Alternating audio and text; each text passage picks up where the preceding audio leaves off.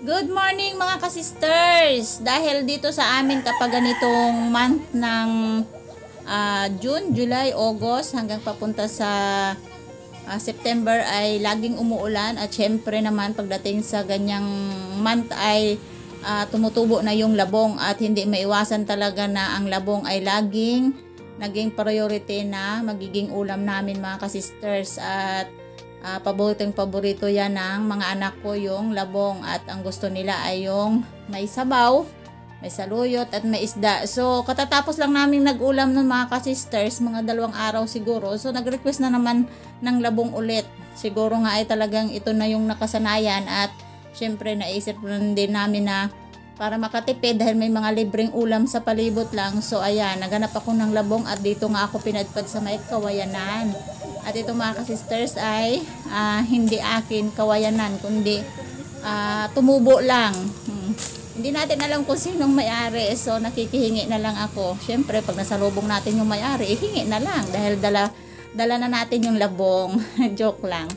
So ito mga ka-sisters, bali ang kukunin ko lang na labong ay 2 piraso dahil ayaw ko naman kumuha ng napakarami na at masasayang lang. So ang gusto ko niya na ay pagkuha ay luto agad para andun pa naman yung lasa na manamis-namis at napakasariwa ng labong at napakasarap lutuin kapag sariwa ang labong mga ka-sisters.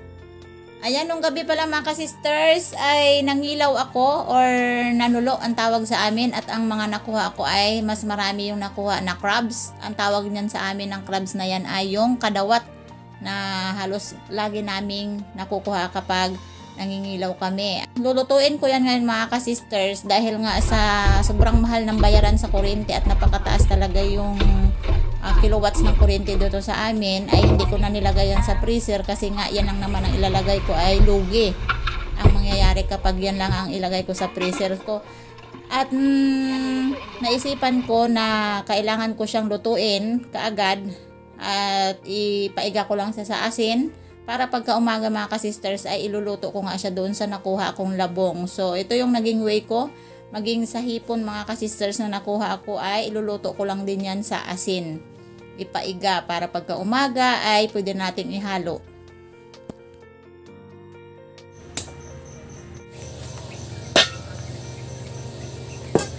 Ito na mga ka-sisters yung nakuha nating labong. 2 piraso lang para saktuhan lang sa isang ulaman.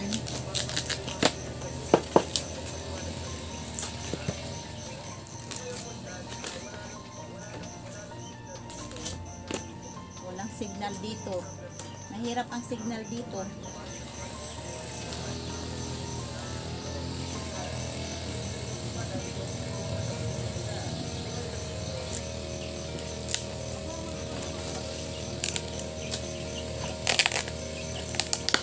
Galing ako sa pagtitinda ng isda ni Milinrek, ni Eric at saka ni Milen. Ngayon, pagbalik ko, binigyan akong tinapay. Kain akong tinapay. Talaga nag-selfie-selfie pa talaga si nanay, oh. Alam mo mga sisters, lahat ng mga anak ko dito, kung kailangan Artista sila na sa talaga. akin, dyan lang ako. Google lang tayo. Yeah. Ngayon, si Sister Mary sincere na nagabalat ng bamboo shoot. Ito yung tanghalian namin. May mga mo? May mga dilawan?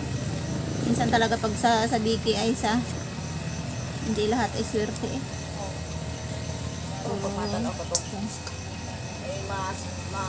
Swerte mo na kita, makabinta-binta man na kita ko.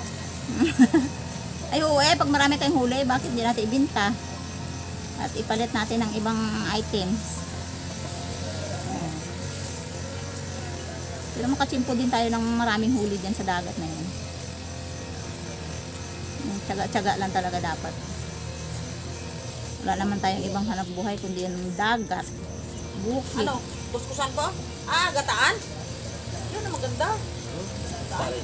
Gata. Sige. Akala mo nito sinabawan na naman? Akala ko nga. Sinabawan? Ay, sawa na tayo. Ang dagat.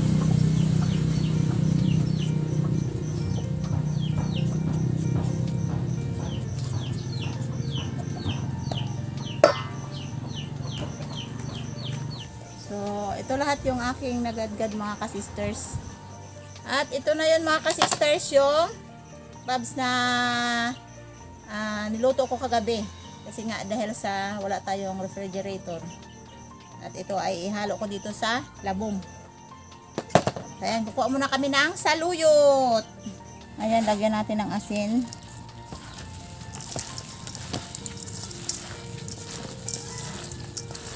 Para matanggal yung pait.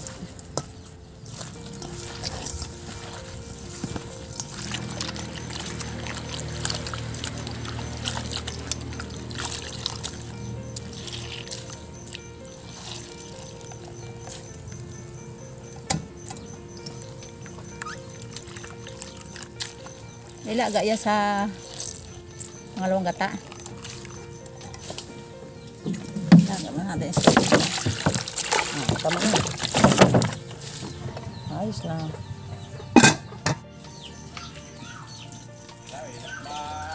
May lap?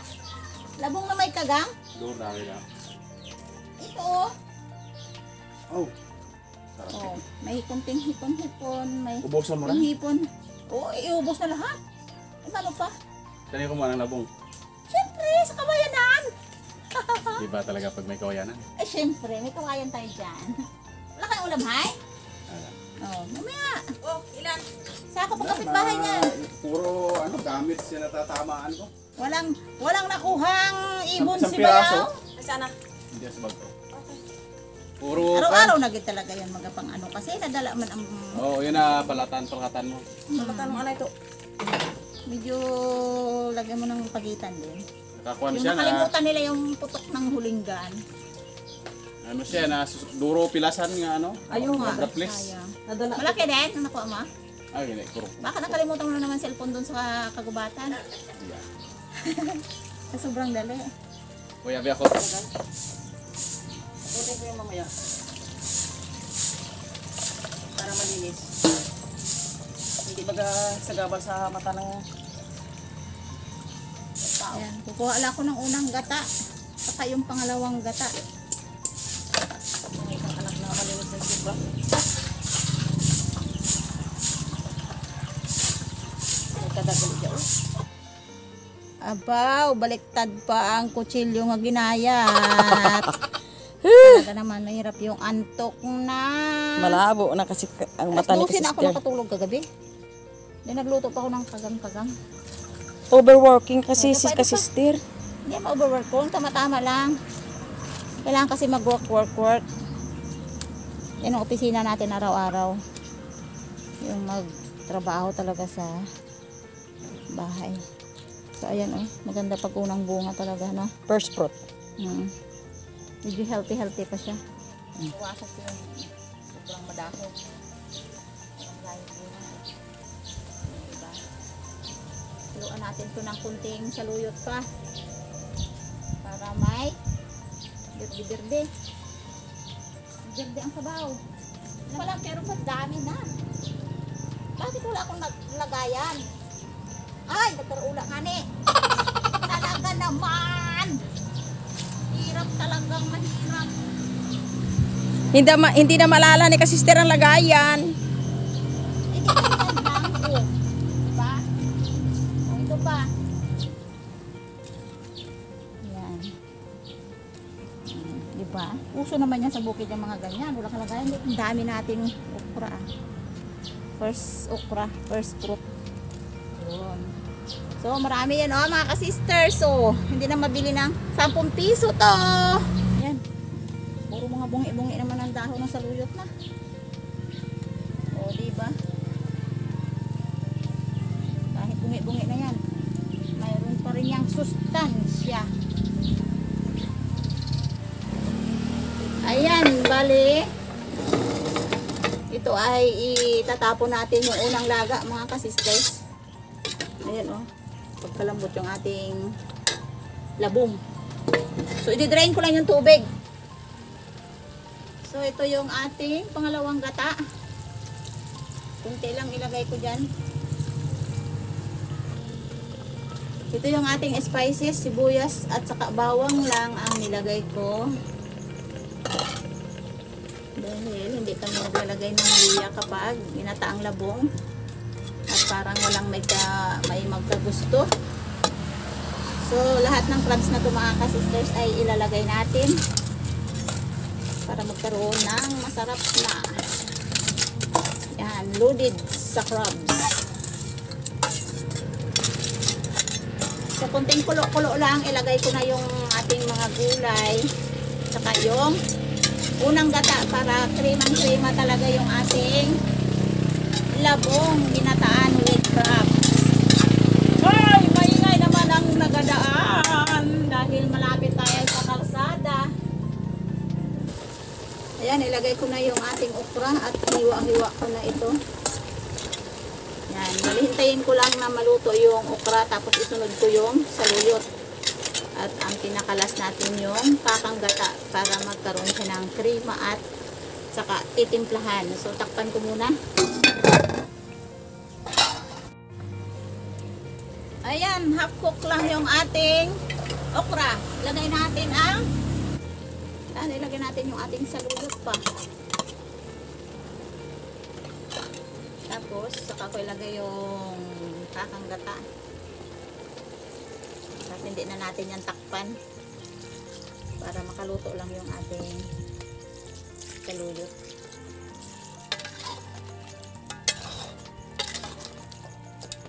Loaded it. Loaded sa crabs. Isang kutsarang patis lang kasi iba rin yung lasa ng patis. Bali may yung niluto ko kagabi na crabs ay may asin na yan. So templado na. Saka nilagyan ko na ng patis. Ay eksakto na yan mga ka-sisters. Okay, hintayin natin maluto ang saluyot bago natin hanguin at kakain na naman kami ni nanay. Okay. So ayan, naluto na yung aming ginataang labong. Ayan. Konti lang ang aming kanin dahil medyo mababa lang naman ang timpla ng aking labong kaya mas gusto ko siyang papakin. So, pray tayo. Ikaw? Thank you, Lord, sa mga blessings sa araw-araw na natanggap namin. In Jesus' name, Amen! Amen! O, paano ikaw? Konting kanin lang, mother. Nag-adjust kami mga sisters ng kanin kasi nagatanda na ang tao. So, ay ano, kanin. ito ang masarap po. Kahit papakin siya mga ka-sisters, ay Yun. talagang malapot at saka creamy-creamy yung yung labong, yung gata, ang pagkagata. Yan ang maganda ang kwan. Mm. Ang labong. Okay lang talaga ang kanin ha. Mga sisters, everyday talaga halos labong-labong kami kasi favorite namin yan. Kaya, Kain tayo dyan mga ka-sisters. Labong na naman tayo. Yung kanin namin niya, bahaw. Kasi nang magluto kami ng kanin dito ay nagluluto kami ng kanin na marami pag sa umaga. whole day na yan mga ka-sisters pag kami nagsaing. Mm. Pag saing ng umaga hanggang maghapon, maggabi na yan. Sarap pag krema.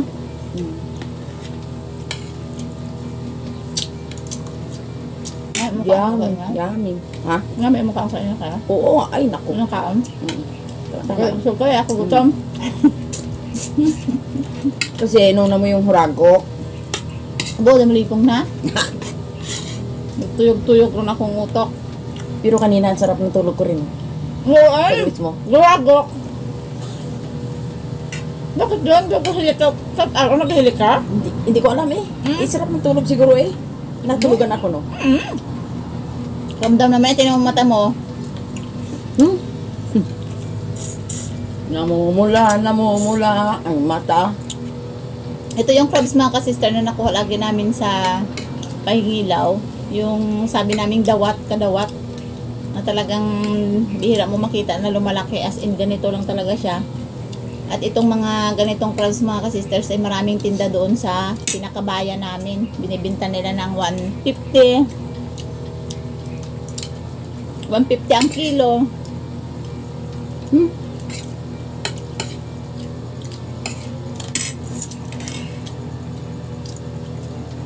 Yan, hindi namin naging kasama si Hana at si Aya kasi nga Sa school pa?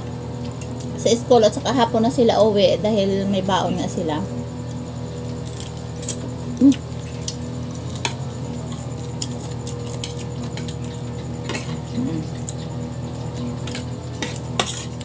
Shout out po dyan sa mga mahilig sa labong na ginataan. Ito ang kahiligan ng aming pamilya. Sa labong. Marami naman pwedeng lutuin. Inaatsara nila ito. Gagawa nga kami ni nanay kapag may hindi na kami busy masyado. Saka makapunta kami sa bayan, bibili kami ng mga ingredients ng pang-atsara sa labong. Ang sarap dun sa atsarang labong ay may katambal na isda na galing sa sinabikihan, yung malaki-laki. Tapos ihawin. Sarap. Bago itambal doon sa labong na atsara. Masarap yun mga ka-sisters. Kahit yun lang at papakin mo, masarap. Uso sa amin ngayon mga sisters ang labong kasi tag-ulan. Kahit saan ka magpunta, kawayan.